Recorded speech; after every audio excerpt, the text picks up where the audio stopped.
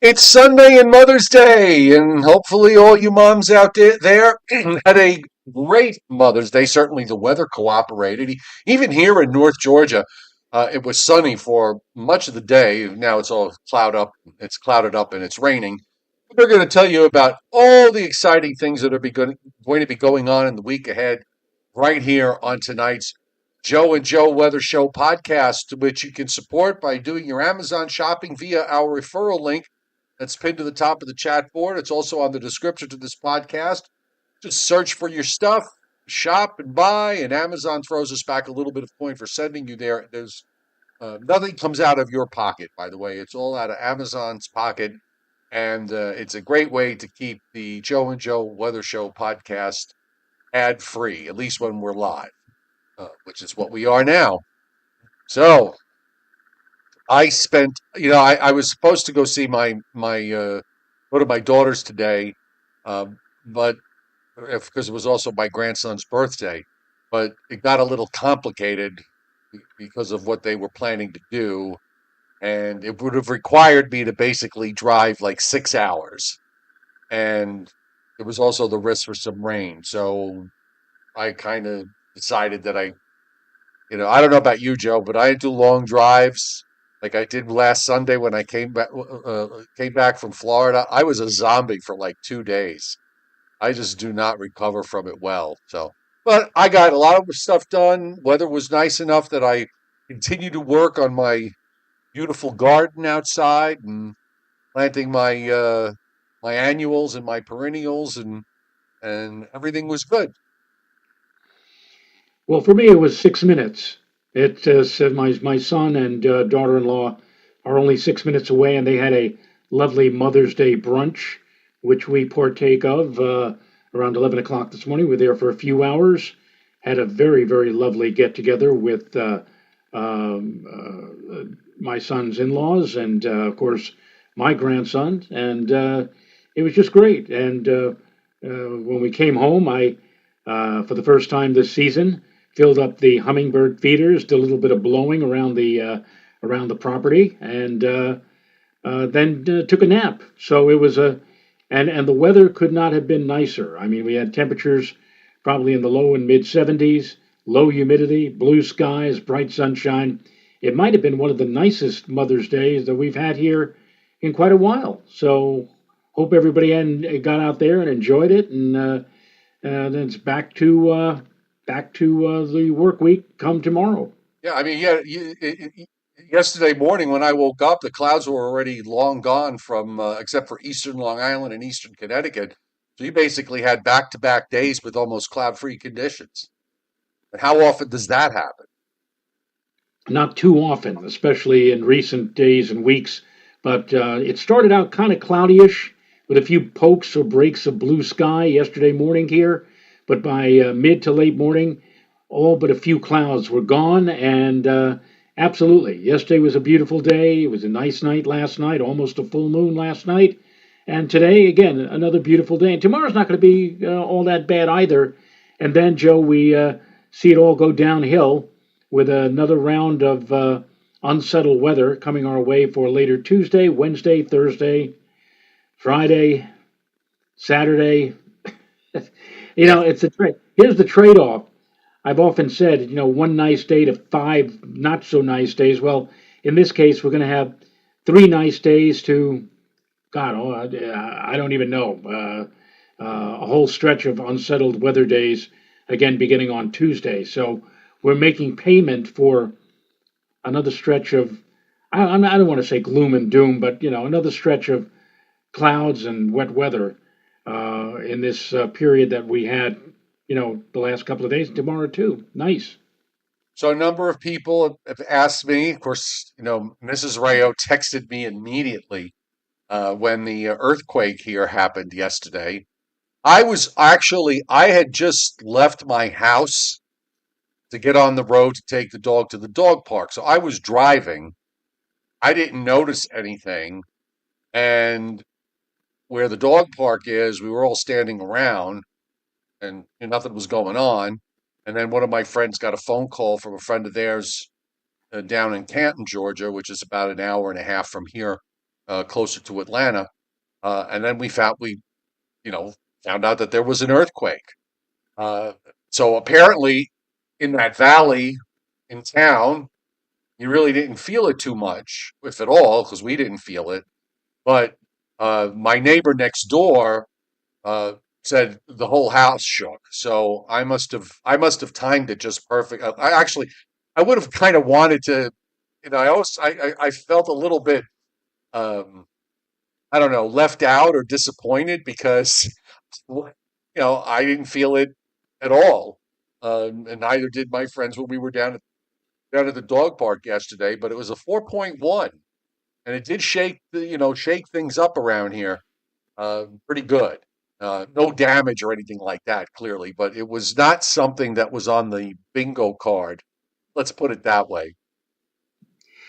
Well, last year, of course, on I think it was April the 5th, we had here locally a 4.8, and it was the first time in my entire life that I had ever actually felt an earthquake. Everything just shook and rumbled here for about 8 or 10 seconds. So I guess it has to reach a certain level because I know that in other years here in the lower Hudson Valley, we've had earthquakes, a 4.0, 4.2, but last year's 4.8 was the first one that with a 4.8 that I ever felt actually. So maybe it has to get up to close to 5 for most people to feel it. Again, the one you had yesterday was what, a 4.1. So 4.1, I think it was. yeah. Yeah, and a lot of people said that they heard, uh, they thought it was a low flying aircraft, like a helicopter or something, because it made, it made a loud sound when it happened. But no, it was an earthquake, but it's not. Again, I didn't know that I didn't know that where I live lies right on the New Madrid Fault. Apparently, is what it's called. Well, that's what happens when you get one of these temblors, if you will. If it's felt and it's felt widespread, the first thing that everybody is thinking is, where did it come from? And then somebody will dig out or dig up what exactly the fault line was that set it off. And obviously, it's something that had been known, for a long time by local seismologists, but now everybody seems to know that there's a fault that triggered yesterday's quake for you, and a lot of people will be asking the question, will we have another one down the road or whatever? There was no aftershock, I presume. No, I was a little confused too because uh, some described it because there was initial report said it was a 2.1. Okay, and then saw another report that came out shortly after that said no, it was a 3.1. And then there was another one that came out that said 4.1 or 4.2. So I'm not sure which of those was the actual earthquake and then which one was considered the aftershock. Or maybe it was just them updating the numbers. I don't know. It was just, there's still a bit of mystery to it in my mind. And Brady G on the chat board says 4.1 is nothing, happens every day in California. I don't think it happens every day, but if you've ever seen the movie Independence Day, the first movie that was made back in 1995, there's a scene where Will Smith is in bed with his wife, and the aliens arrive, and as they do, the ground vibrates or shakes, and Will Smith gets up and says, "What, an earthquake?" And the wife says, "No big deal. It's only a 4 pointer. Go back to sleep." So I guess if you live in California, you get a 4.0 earthquake. It is no big deal because it's not anything that happens every single day, but it's just something that you get used to, I suppose. Yeah. Welcome tonight to everybody on the chat board. Hope you had a great weekend. Welcome to those of you watching in the background on the Sunday evening Joe and Joe Weather Show podcast. We're here live Sunday through Thursday at 7:35 p.m. and the occasional Friday and Saturday when weather suggests that we should do an extra show, in which case we'll let you know about it. But you can subscribe to my YouTube channel and turn your notifications on so for sure you won't miss us. And of course, if you like the show, by all means, hit the like button. So let's get going, shall we? Yes, surely. Surely. Okay. Got a few watches, warnings, adverse weather statements that are up across the U.S. There's actually frost advisories up for much of Vermont, New Hampshire, and southern Maine. So there's that. We have flash flood watches up for interior, central, and western North Carolina, also nosing into south central Virginia. Then there's a gap. And then there's another area of flash flood watches across central Alabama and southeast Alabama to southwest Georgia and over the Florida Panhandle. Also in southern Florida, the southern Florida counties are under flash flood watches. We have severe thunderstorm watches tonight in places we don't usually see them. Utah, northern Utah, southeast Idaho, western Wyoming, and also parts of eastern Montana and western North Dakota. As Pacific Energy is coming in, deep trough that's out in the western part of the United States that is setting up. We've got that, and we've got a low that's now was in the Gulf and now has moved inland in over Mississippi and Alabama. That's going to be the player for the next 4 days or so. It's going to take a while for this to get out of the way, and you can see on the satellite loop, uh, gorgeous clear skies in the Northeast. There are some high clouds that have reached up now into southern Pennsylvania and New Jersey to about New York City and Long Island, kind of on the edge. I Uh, saw that. yeah, I there's saw that. there's blow off from this southern moisture from the rain that's up into North Carolina. So you're getting, some blow off from the tops there that are moving to the east. And actually, the back edge of it is in western PA. So they'll probably just slide eastward and then you'll clear out again during the overnight. But you can see the rotation that is back through Mississippi into Arkansas, the upper low anyway, that is spinning around. And you're getting these bands of downpours and thunderstorms coming out of the Gulf and moving northward through Georgia and into Tennessee, Alabama, Mississippi, and in Florida. So that's the weather system that's just going to take several days for this to play through because it's kind of in an odd position, Joe. You got this trough in the west, and you see all the action that's going on in the western part of the United States. The system that's in the south is separated from the main flow. The northwest flow in the northeast and in New England is kind of acting as a bit of a wall, at least for now, keeping this to the south. And I think that's going to be the main forecast issue here is that how far north is all this stuff going to get? Because eventually it is going to hit that wall of the northwest flow and stop moving northward. So, it makes it to New York City and Long Island, but not much further north than that. Does it get a little bit further north than that into the Hudson Valley? I will say this: I don't think I guess maybe I got to be a little careful with this because it's convective, and you could easily, you get some places that wind up getting something that sits over them for a while, and you come up with some big rainfall number. In general, you got to go south to get into the heavier rains with this. Yeah, and the thing that's helping to block off all of this unsettled weather that currently is across the Southland or the southeastern United States, the fair weather ridge of high pressure eventually is going to work against us because while it's doing its best to block off all of that unsettled weather through at least, let's say, Tuesday, eventually that moisture is going to creep up into our area by midweek. And unfortunately, the block is still going to be somewhat in place, and that's going to cause everything to move very slowly. So once we get into the unsettled weather, here's the old story again. We get into it, and it's going to be a while before we get out of it. Wednesday, Thursday, Friday, and then even after Friday, after it looks like we're starting to get out of it, the next weather disturbance, the next weather system working its way in from the Midwest and the Great Lakes to come in to possibly spoil part, if not much of our weekend next weekend. So not too promising a situation coming up for the days ahead after we get past Tuesday. Beautiful sunny skies across the Great Lakes and the upper Ohio Valley, back to the upper Mississippi Valley, also much of the southern plains, except for where you get these clouds that are backed into East Texas and eastern Oklahoma. This is going to start pushing a little bit to the east, though, as we go through Monday. Now, if you look at the radar, obviously there's nothing going on in the east, but we do have these batches of moderate to heavy rain that have. It's taken all day for this stuff to move northward. It's finally reached Atlanta. I've had some rain here in the last hour because I'm kind of on the edge of that in North Georgia.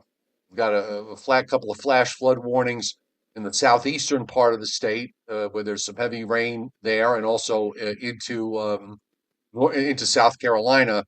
But we really don't see much in the way of severe weather with this. I mean, I think with this, you may get some isolated severe thunderstorms that'll pop up with the occasional warning, but this is not a setup for widespread severe weather activity. The emphasis here, I think, is more rain than anything else. And there are some stronger storms, and there's a bit of a line of storms here that's running from uh, near northeast of Mobile in Alabama, northwestward over into northern Mississippi.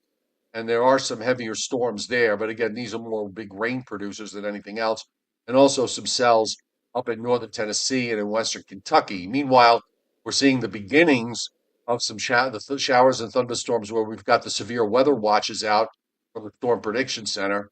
And that's going to continue for the next bunch of hours. We also have precipitation coming into the Pacific Northwest, and there's going to be some heavy snow in parts of the Cascades over the next several days with this particular system.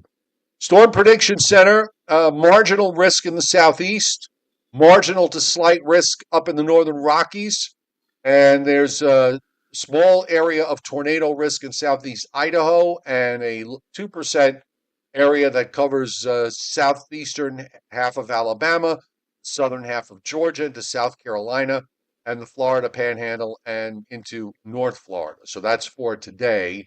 Tomorrow, it's going to be a marginal risk for all of Georgia, South Carolina, Southeast Tennessee, and Florida, as well as eastern Alabama. And that marginal risk also comes with a 2% tornado risk. Again, in my mind, a marginal means isolated severe thunderstorms. And then on day 3, we have area of general thunderstorm activity from the Ohio Valley to the Mid-Atlantic to the southeast down to Florida. Nothing being indicated yet by SPC for the Northeast and the northern Mid-Atlantic states. General storms in the Dakotas, general storms up in the northern Rockies. And here's the rain forecast. Again, it's heavy rains or heavier rains of several inches or more. Maryland, Virginia, Maryland's kind of on the edge, but Virginia and especially North Carolina and Western North Carolina, which is still a concern because they still haven't gotten over the effects of Hurricane Helene from last year. So we're talking about another potential 5 to 7 inches of rain that could fall there.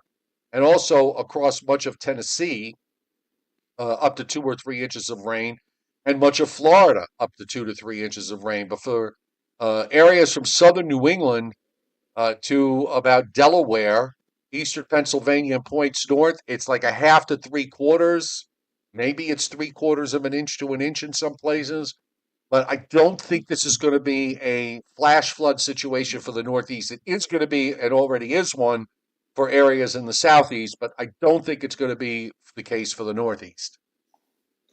No, I don't think so. It's and we picked up quite a bit of rain over this past week. I mean, there were a couple of days where we had locally here in the Hudson Valley, we had I think 1 inch on Tuesday, another inch on Wednesday, and then what we had here on Friday totaled well over an inch. So we had at least 3, maybe even close to 4 inches of rain during the course of last week.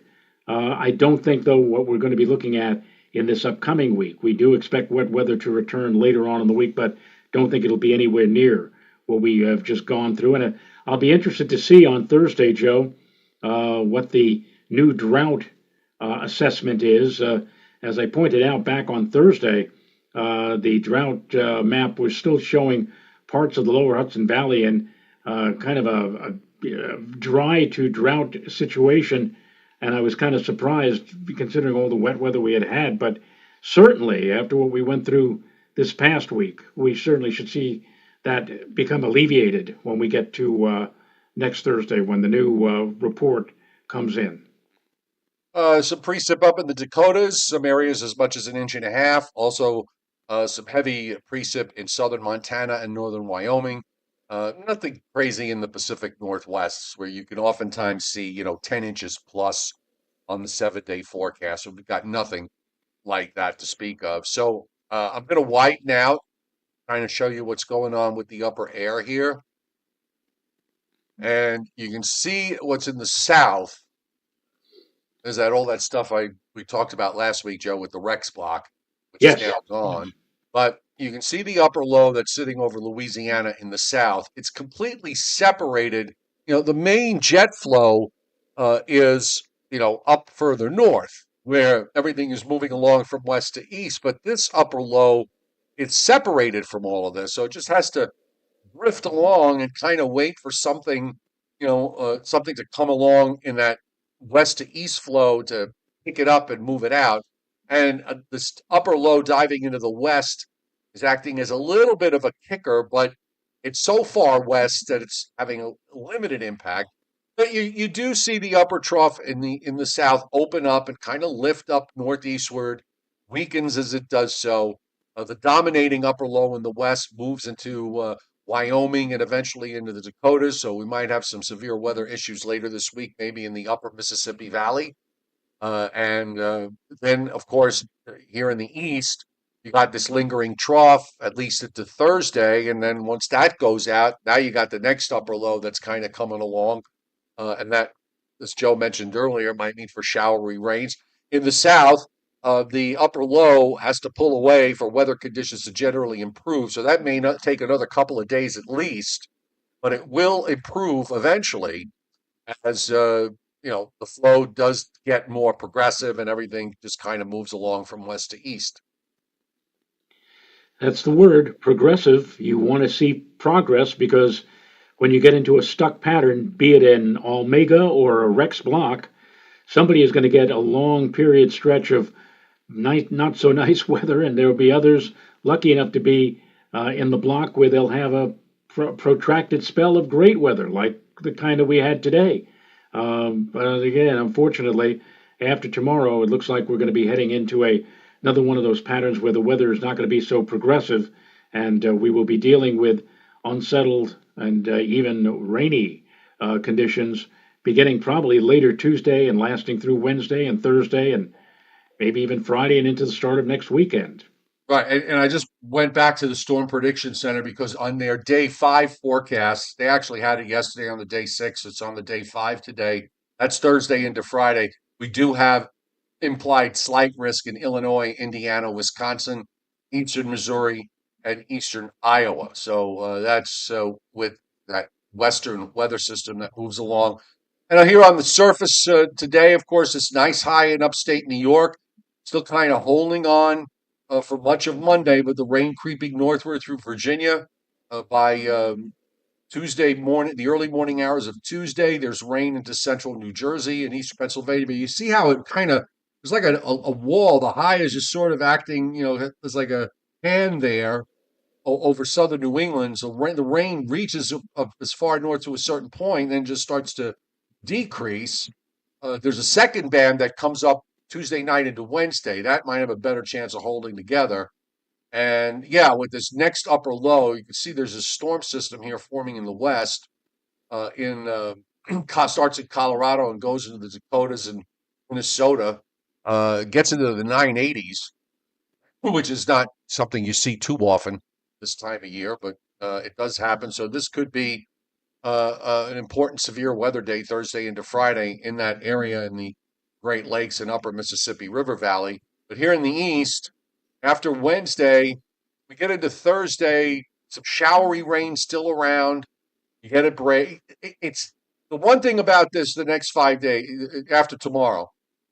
It doesn't rain all the time. There's going to be some dry periods in there. But you got to have to look out for the possibility that a shower or a thunderstorm could probably pop up anywhere at any time. Anywhere, anytime, any place, any W, any W. No. Yeah. And it's very much here's another big low that comes out of Colorado and heads up to the lakes. That would be next Sunday and Monday. So that might be another case here come next Monday in the Ohio Valley and in the Mississippi, Middle Mississippi River Valley that there could be some severe weather, and then that moves to the East Coast. Now we're talking out like around day 10, which is May 21st, and then that goes out and you get drier. Still no sign of any kind of hot weather though. No, and in fact, I was kind of found rather interesting the 3 to 4 week forecast from the National Weather from the Climate Prediction Center, indicating that there might be a narrow strip of above normal temperatures for late May and early June in the nation's midsection, but for much of the east and also for much of the west, and including the desert southwest, Joe, only near normal temperatures. Nothing that suggests any spell of unusually hot weather or weather that might be, excessively hot. So, maybe we just might make it into the beginning of June if you want to look that far ahead with no major um, situation in regard to extreme heat. I noticed looking back on weather records that it was on this day, May 11th, 1970, it was the hottest Mother's Day in Central Park history. We hit 93 degrees on this day 55 years ago, a Mother's Day, Sunday. And, we were nowhere near that today. Today was about as perfect a day for anything you want to do aside from Mother's Day festivities that you could possibly want. We have had so few of these kind of days in recent days and weeks where the everything just fell into place. It was a perfect day with low humidity, bright sunshine, blue sky, just wonderful. So I did see your post where you were reposting what James Spahn said, James Spann said, with regards to, this whole stupidity of the Gulf of Mexico, the Gulf of America. And it's funny that you posted that because I did an experiment on, I, I write some weather articles on the Newsbreak weather app, it's not a weather app, it's a news app, Newsbreak. So I thought, okay, let me see if what I mean. I knew what the result of this was going to be. So I put yesterday, put in the title Gulf of America. Moisture from the Gulf of America will bring heavy rains to the southeast U.S. And of course, every single I must have got like 40 or 50 comments. It's the Gulf of Mexico. It's the Gulf of Mexico. It's not the Gulf of America. It's the Gulf of Mexico. Okay. And then I did the exact opposite uh, uh, today and put the Gulf of Mexico. Uh, and of course, the guy, it's the Gulf of America. It's the Gulf of America. It's the Gulf of America. Okay. So here's what I'm, James Bond made a point that I didn't, I wish I had thought of, but he's right. I mean, you're looking at people like you and I, and like him. We've been doing this for 45 plus years. Okay, 45 years saying it, the Gulf of Mexico. All right. So, I mean, if we slip and we say Gulf of Mexico instead of Gulf America, or if we just say the Gulf or whatever it is, you know, be a little gentle. The thing is, none of these people know me. This is the thing that bugs me. None of these people know me personally. I mean, so that means I'm completely open. You attack somebody you don't even know. I mean, that's the thing. That's the thing that kind of gets me here too. It's just like, you know, they go after people the way they do. These are people you don't know, you've never met in public, you've never met personally, et cetera, et cetera. You don't know what kind of people they are, but they're already on both sides. By the way, both sides. And I have said this. I'll say it again. I really don't care. Okay, don't care. It is not relevant to me. It is what it is.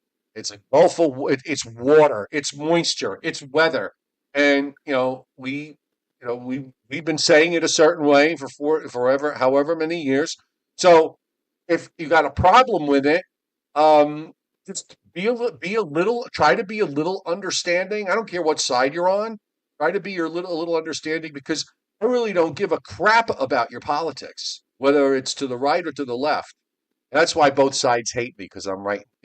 I'm one of those moderates, and everybody hates moderates. So anyway, it was a very insightful um, commentary that he made, just basically saying, there's no need to be mean about it. Just be nice and understand that, you know, we're doing something. We're in a habit that we've been in for 47 years. If this is the kind of thing that really upsets you, I mean, you really need to go and clean your bathroom. I think that's far more important to your daily life than whether we call it the Gulf of Mexico or the Gulf of America or the Gulf of Tehuantepec. Can you imagine that? It took me years to try to pronounce it. Don't even ask me to spell the Gulf of Tehuantepec. Well, I think he used a very, very good analysis. He said, and we're talking about James Spahn. Now, James Spahn, we had him on Weather Legend actually a few weeks ago. And in case if you're down in the southeastern United States, especially in Alabama, he is revered. He has been on television down in that market for many years, decades, and he is highly reputable and is looked upon as almost a living legend.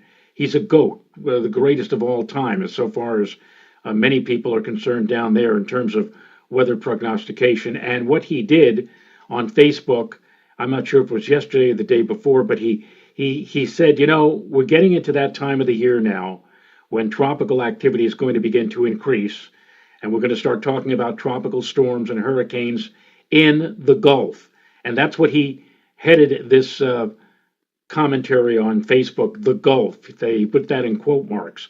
And he said that from here on, that's what he's going to be making reference to. If there's a storm system down in that particular body of water, he is going to be making reference to the Gulf, not the Gulf of America, not the Gulf of Mexico. And in fact, he said, having done this, as Joe just mentioned, for years, 30, 40 years or more, there's going to come a day when he is, talking about a significant weather event, maybe a potential hurricane, and he's going to say Gulf of Mexico because he's been saying that for 40 some odd Right. years. And he says, please, if I do make that mistake, if I do slip up, don't come running after me and start pointing your finger at me and start lecturing me about the fact that, oh, it's not the Gulf of Mexico anymore, it's the Gulf of America.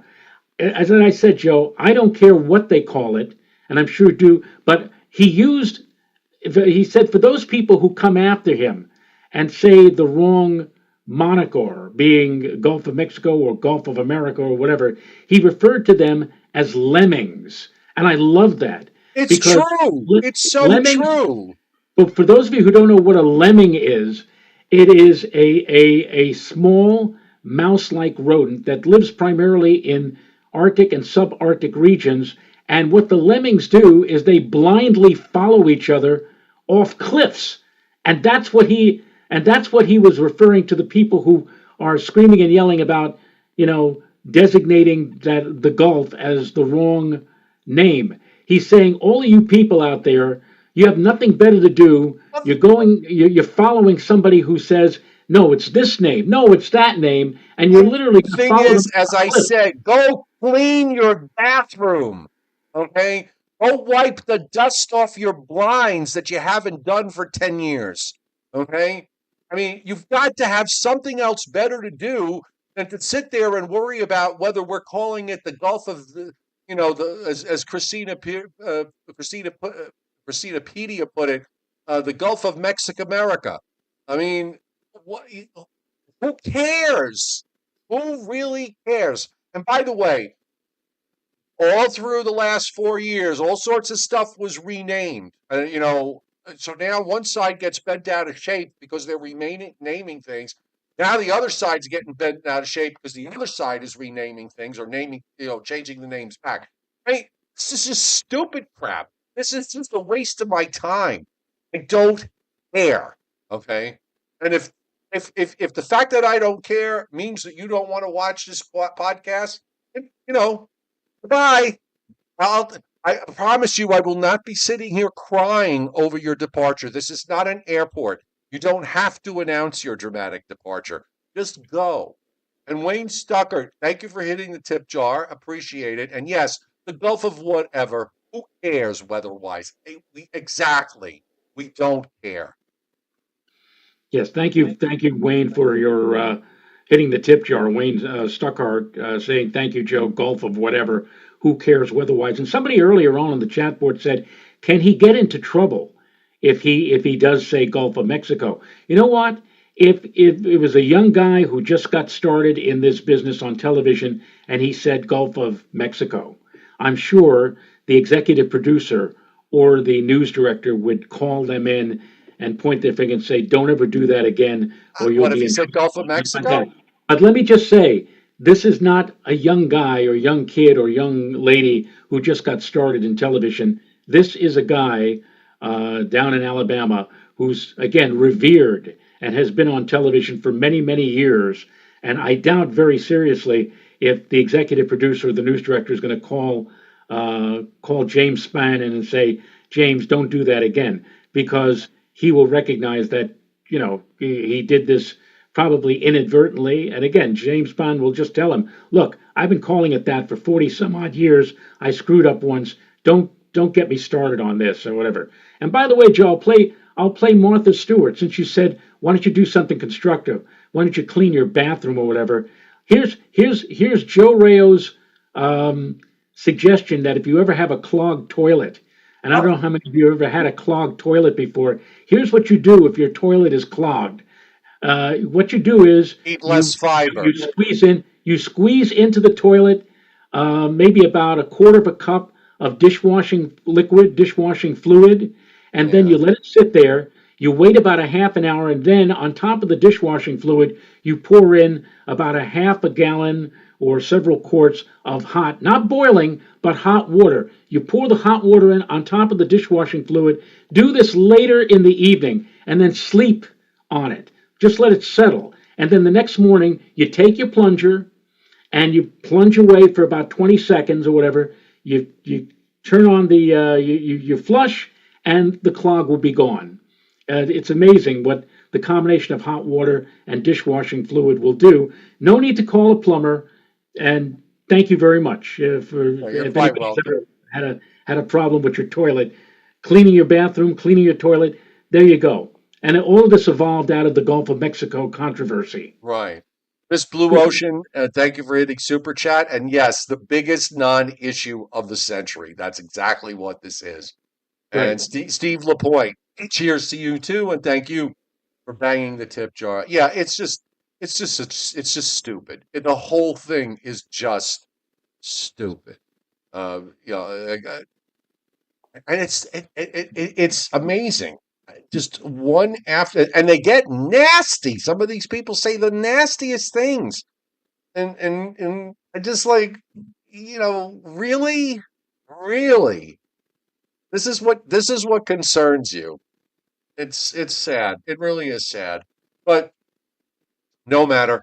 Where well Yeah, the old Christopedia says I have a 22-year-old that's always clogged. LOL. I did make a joke today. Uh, my grandson, 15-month-old grandson, likes to run around. He's got one of those squeeze bananas, those rubber bananas that make a sound when you squeeze it or whatever. And I said, this kind of reminds me of an episode from Mary Tyler Moore where Lou Grant tells Mary, "I'm going to have to leave early today." And Mary says, "Why?" He said, "I have to go home and call the plumber." He said, My grandson just found out that you can't flush a banana." yeah. All right, and on that note, it's 8:15, so I think we can call it a night. Briller Jeopardy's taking a break for a couple of days, so that'll be back on Tuesday. So we'll see everybody tomorrow night at 7:35 p.m. Eastern time. And Okay, by the way, we should mention, Joe, on Tuesday, the show will be delayed by 25 minutes, and it'll be right. not at 7:35, but at 8 o'clock. And the reason is I'm doing a library talk, but it's a very unusual library talk. All of my talks, 99% of them, are virtual and done on Zoom. However, I did accept the invitation from a library about 15 minutes from my house at Shrub Oak. If any of you are in the vicinity of Shrub Oak in Westchester County, northern Westchester, Shrub Oak, the John C. Hart Library in Shrub Oak, I'm doing an in person appearance, giving a library talk 6 o'clock on Tuesday at the John C. Hart Library, and it's called "And Now Here's Our Forecast," and it's about how we get how we as TV weather people get weather forecasts and all kinds of interesting stuff about weather in the past, weather currently, weather balloons, radio sondes, and whatever. So if you're in the neighborhood, come on down. You have to register for the talk. But if you go on Google and type in John C. Hart Library, Shrub Oak, you'll probably be able to find on their website a way to register for the talk, and maybe I will see a few of you down there on Tuesday night at 6 o'clock. And again, the regular show, Joe and Joe show, not at 7:35, but 25 minutes later at 8 p.m. on Tuesday night. Tuesday. Tomorrow we'll be at our regular time at 7:35. So everybody have a great rest of your evening. We'll see you tomorrow. Nighty night. Bye.